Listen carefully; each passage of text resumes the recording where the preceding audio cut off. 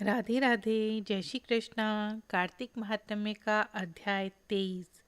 नारद जी बोले, हे राजन, यही कारण है कि कार्तिक मास के व्रत उद्यापन में तुलसी की जड़ में भगवान विष्णु की पूजा की जाती है। तुलसी भगवान विष्णु को अधिक प्रीति प्रदान करने वाली मानी गई है। राजन, जिसके घर में तुलसी वन है वह घर तीर्थ स्वरूप है। वहाँ यमराज के दूत नहीं आते। तुलसी का पौधा सदैव सभी पापों का नाश करने वाला तथा अभिष्ट कामनाओं को देने वाला है। जो श्रेष्ठ मनुष्य तुलसी का पौधा लगाते हैं वे यमराज को नहीं देखते।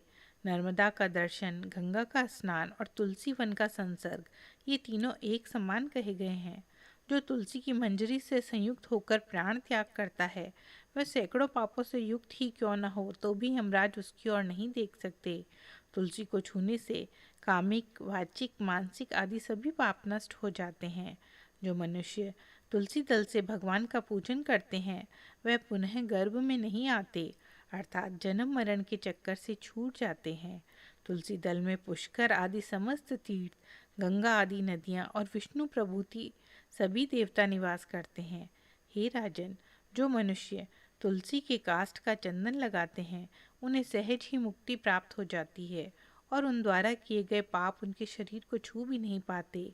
जहाँ तुलसी के पौधे की छाया होती है वहाँ पितरों की तृप्ति के लिए श्राद्ध करना चाहिए।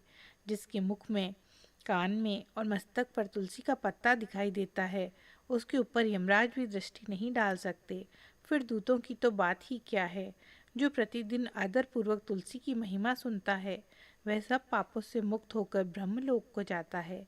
इसी प्रकार आंवले का महान वृक्ष सभी पापों का नाश करने वाला है। आंवले का वृक्ष भगवान विष्णु को प्रिय है। इसके स्मरण मात्र से ही मनुष्य गोदान का फल प्राप्त करता है।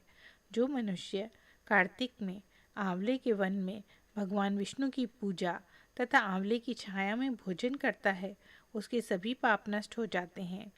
आंवले की छाया में मनुष्य जो भी पुण्य करता है वह कोटि गुना हो जाता है। जो मनुष्य आंवले की छाया के नीचे कार्तिक में ब्राह्मण दंपति को एक बार भोजन देकर स्वयं भोजन करता है वह अन्न दोष से मुक्त हो जाता है। लक्ष्मी प्राप्ति की इच्छा रखने वाले मनुष्य को सदैव आंवले से स्नान करना चाहिए।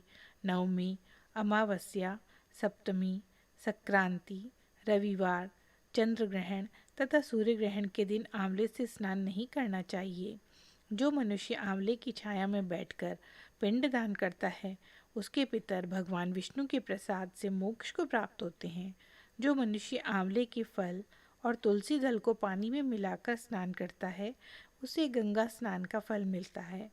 जो मनुष्य आंवले के पत्तों और फलों से देवताओं का पूजन करता है उसे स्वर्ण मणि और मोतियों द्वारा पूजन का फल प्राप्त होता है।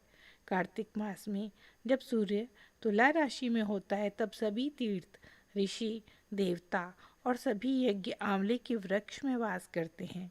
जो मनुष्य द्वादशी तिथि को तुलसी दल और कार्तिक में आंवले की छाया में बैठकर भोजन करता है उसके 1 वर्ष तक अन्न संसर्ग से उत्पन्न हुए पापों का नाश हो जाता है। जो मनुष्य कार्तिक में आंवले की जड़ में विष्णु जी का पूजन करता है उसे श्री विष्णु क्षेत्रों के पूजन का फल प्राप्त होता है। आंवले और तुलसी की महत्ता का वर्णन करने में श्री ब्रह्मा जी भी समर्थ नहीं हैं। इसलिए धात्री और तुलसी जी की जन्म कथा सुनने से मनुष्य अपने वंश सहित भक्ति को पाता है।